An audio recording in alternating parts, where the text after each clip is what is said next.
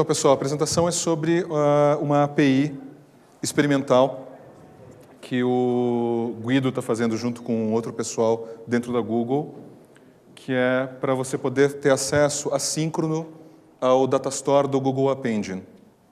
Como o Datastore do Google App Engine é um Datastore distribuído, você tem um problema de latência nas chamadas. Tipo, não é que nem você bater num MySQL, está na máquina ali do lado, que vai responder na hora, que só atende você. Tá? Você vai ter que bater num Datastore que atende um monte de gente. O Wesley Chan falou ali do outro lado, que são 1,5 bilhões de acessos por dia à infra do Google App Engine. Então, tudo bem, não é só uma máquina, não é uma máquina muito grande, mas... Ah, outra coisa, tá? Eu não trabalho na Google, tá? Então, a informação que eu tenho é pública. Então, vamos lá. Como é que isso funciona? Essa API assíncrona implementa um...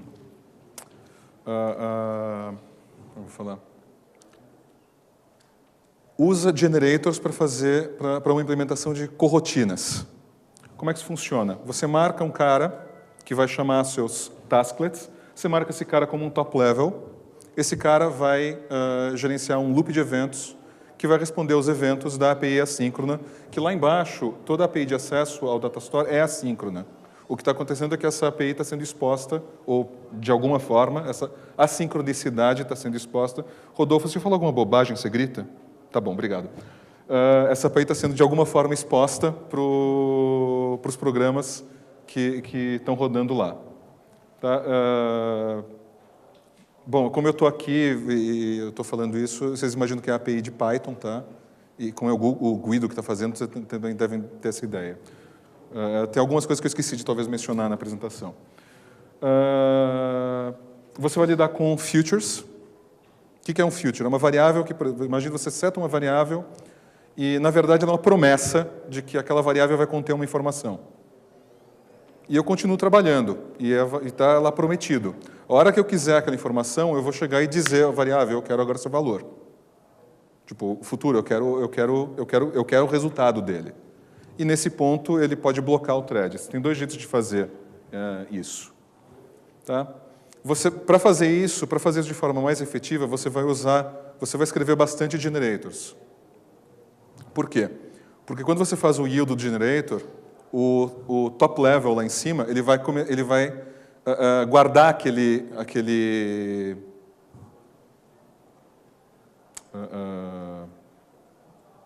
futuro, aquele future que você passou para ele, ele vai guardar e vai acordar aquele generator quando aquilo chegar do Datastore.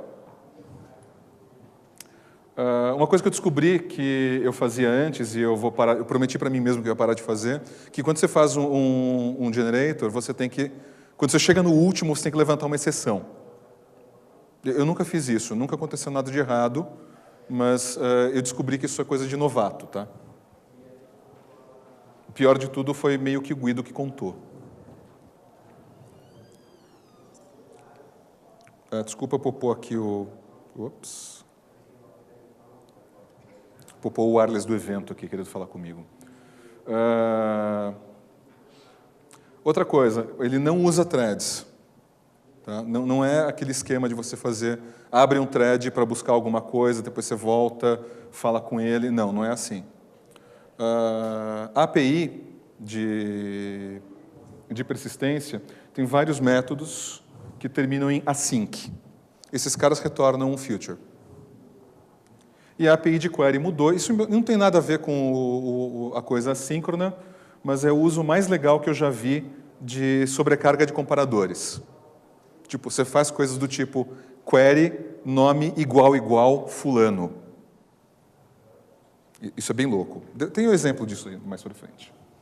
Como você fazia antigamente? Tá? Essa implementação mais besta no meu caso aqui, eu vou inicializar o meu Datastore com 10 fatos diferentes. Tá? O que muda? O model vem do NDB, você não está usando o db ponto alguma coisa, está usando o ndb.model. Você estende o model, você tem esses caras text property, o float property, computed property é uma coisa muito legal, que ela é? Você dá toda vez que você invoca ela é persistida no Datastore, mas toda vez que você chama esse objeto, ela é calculada. Tá? Você pode fazer queries contra o valor calculado dela, mas quando você puxa, ele vem com o valor calculado que a entidade recebeu. E aqui eu estou simplesmente fazendo a implementação mais estúpida de todas, eu estou criando um fato e jogando ele no Datastore. Uma digressão, tá, pessoal? Quem conhece isso aqui, de capturar estatísticas da aplicação, estatísticas de desempenho? Uma pessoa, duas, três, quatro? Legal, pessoal, isso aqui é muito legal. Isso te ajuda a entender o que está acontecendo durante uma query na tua aplicação. Tanto na tua máquina local, quanto no servidor. E para você habilitar isso, é isso aqui. É uma linha, talvez duas, no seu app.yaml. E aí você tem uma coisa assim. Tipo, essa é aquela bobagem que eu fiz, aquela implementação estúpida. Vocês estão vendo? Não, vocês não estão vendo porque ficou muito pequeno. Mas o que está acontecendo aqui são vários acessos ao Datastore, todos eles em sequência. O tempo de resposta dessa query passou de 100 milissegundos na máquina local.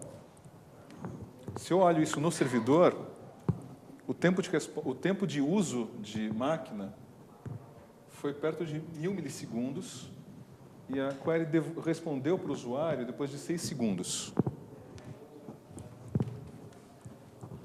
Tá? 6 segundos tipo razão para suicídio, tá? Assim, mesmo no script PHP, mesmo na página PHP, se você responder em 6 segundos, cara, não. E aí tem um jeito assíncrono, que é usando aquela coisa que eu falei de você forçar ele a obter o resultado. O que eu fiz? Eu criei um array, vou guardar os features nele, vou jogar o resultado desse put async, que é um feature, e depois eu vou forçar todos eles a devolver. Isso dá oportunidade para que o servidor junte todos esses caras numa só transação com o Datastore, que é mais rápido, e eu não tenho que me preocupar com isso. Se você for olhar o código, é, no fundo, muito parecido com aquela implementação besta que eu fiz antes. Eu podia ter dito...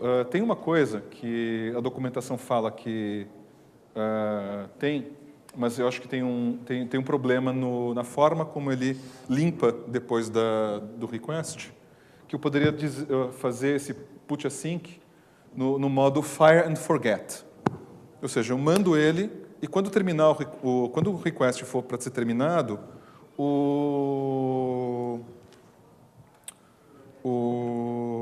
próprio back-end se livra desses features e provoca a execução deles. Isso não funcionou para mim. Se eu for olhar o que aconteceu, vocês estão vendo que tem lá o put, é esse grande azul, mas é um só. É uma operação só. Se eu for olhar... outra coisa. O tempo de resposta...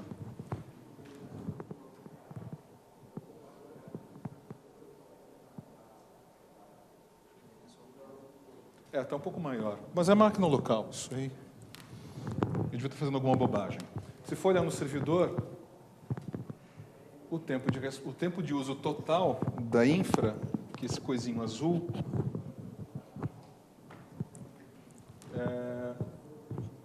quase não dá para ler.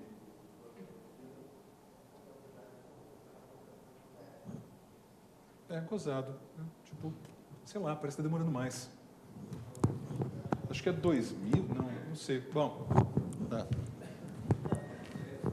a apresentação é beta, dá para ver também. Então, mas dá para fazer melhor, que é usando o top level e os tasklets.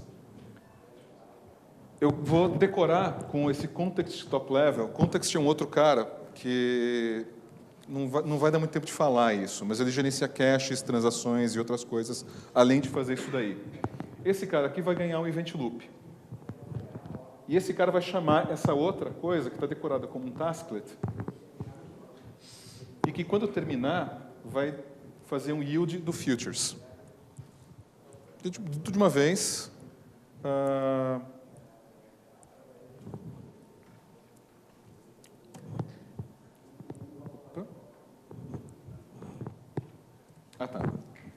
E dá para fazer ainda melhor que aquela coisa que eu falei, que, tipo, já que é a última volta desse iterador, eu não quero receber mais nada dele, eu vou fazer o raise. O problema desse approach aqui tem a ver com, tipo, se levantar uma exceção ali dentro, se levantar uma exceção aqui, ela só vai voltar para o nível acima, para o top level ali, quando ele for quando ele for continuar daqui, que acabou o cara, e nesse momento volta. Esse cara aqui, ela voltaria imediatamente. Tá, aqui é um benchmark mais isso já no servidor, tá, pessoal? Na infra deles. Esse é o jeito síncrono. Tá? O pior request levou... Tá, isso é outra URL. Tá? É uma URL é uma chamada mais complicada. O pior tempo foi 46 segundos.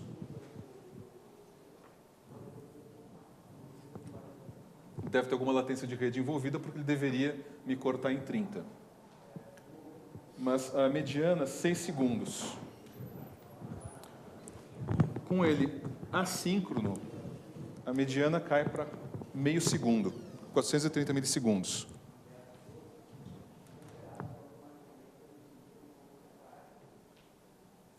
Que me leva a concluir que talvez eu esteja lendo errado aquele gráfico.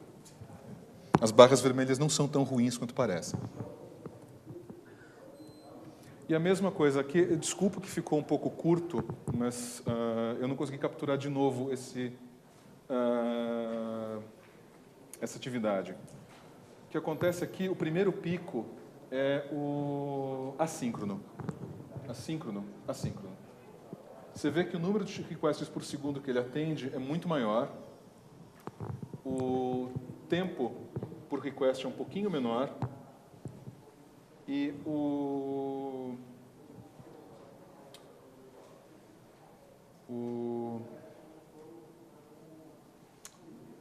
tempo de máquina sendo usado é um pouco menor. O tempo total de máquina sendo usado é menor. Isso tem alguma implicação com o preço. Eu não sei exatamente como vai virar a estrutura de preços deles agora, mas eu suspeito que se você fizer desse jeito vai sair um pouco mais barato para você. Tá? De novo, esse é outro caso. Isso aqui é um exemplo interessante de você fazer atualização em massa. 5 minutos. Tá. Vou rápido, tem mais... não sei quantos slides tem, mas não tem mais muito, não. Duas coisas legais aqui. Quer dizer, uma coisa legal que você sabia que o Randall faz isso, cara? Tipo, eu posso pedir para ele gerar números dentro de uma distribuição normal com mediana em 40 com desvio padrão de 20. Vocês sabiam disso? 4 pessoas dizem que sabiam. 5, 6, 7.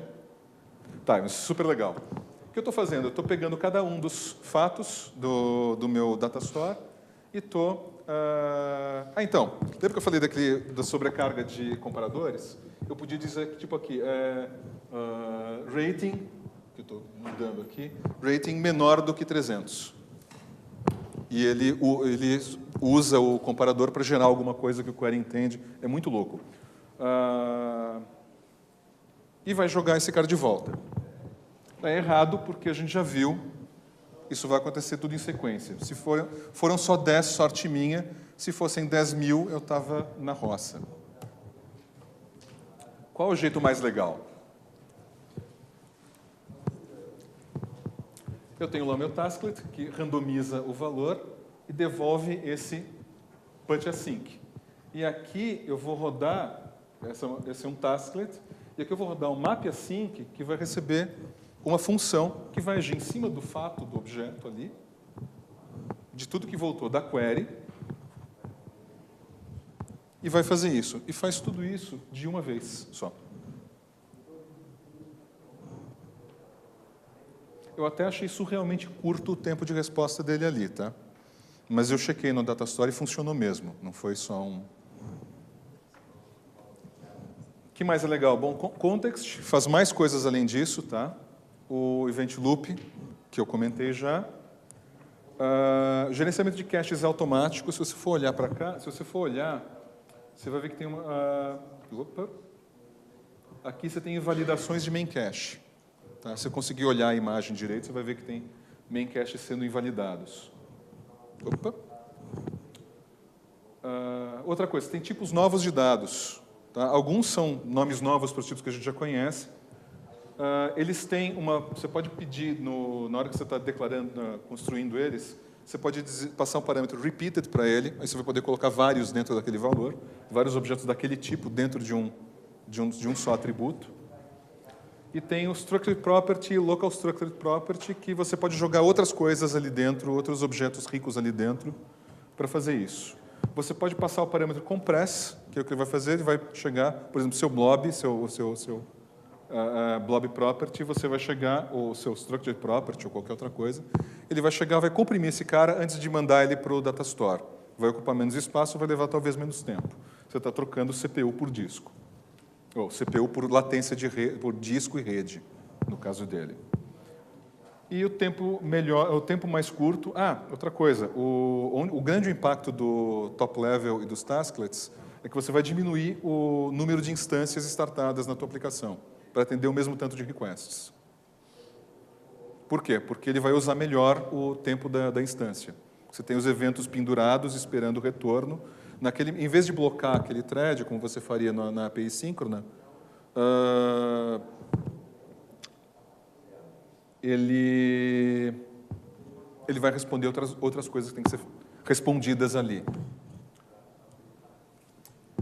Então, onde eu encontro isso? Você tem um build oficial, é o Append NDB Experiment. Tipo, dá para ver que ele é experimental até no nome. Você pode baixar builds oficiais, a versão 07 foi lançada ontem. Você pode pegar direto do repositório a versão de ontem, que hoje deve ser a 07 com algumas mudanças, mas deve começar a divergir. Você encontra a documentação ali no próprio site, tem os links para 2 Google Documents, 3 na verdade, que são da API geral, do jeito assíncrono de fazer coisas, que é o que eu falei hoje, e um cheat sheet que você tem lá a referência dos métodos e chamadas da API. E você tem esse Google Groups, esse Google Group, que é pouco movimento, mas é um pessoal muito legal. Aliás, eu queria manifestar a minha eterna gratidão a esse pessoal que ajudou pra caramba na construção da palestra, da apresentação, que era curta, eu falei para eles que era curta e me orientaram a seguir temas que eles achavam importantes. Esse pessoal manja muito mais disso do que eu. Pessoal, dúvidas? Abrir para perguntas, pessoal. Tem tempo para 1 ou 2 perguntas aí. É pouco.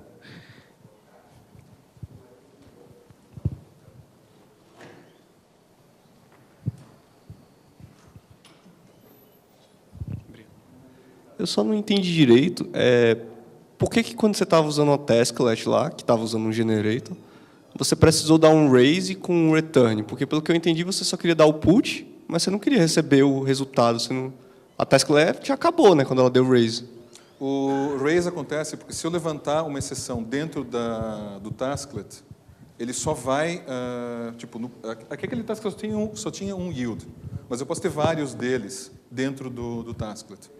Se eu levantar uma exceção em algum ponto, ela só vai ser passada adiante quando eu terminar o último raise e o tasklet acabar. Se eu fizer desse jeito, ele vai levantar imediatamente.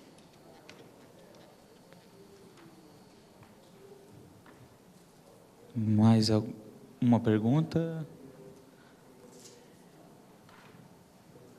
Levanta.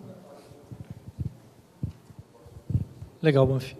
Só queria fazer um comentário de que, pelo que eu entendi, tem uma similaridade grande com o Deferred do Twisted.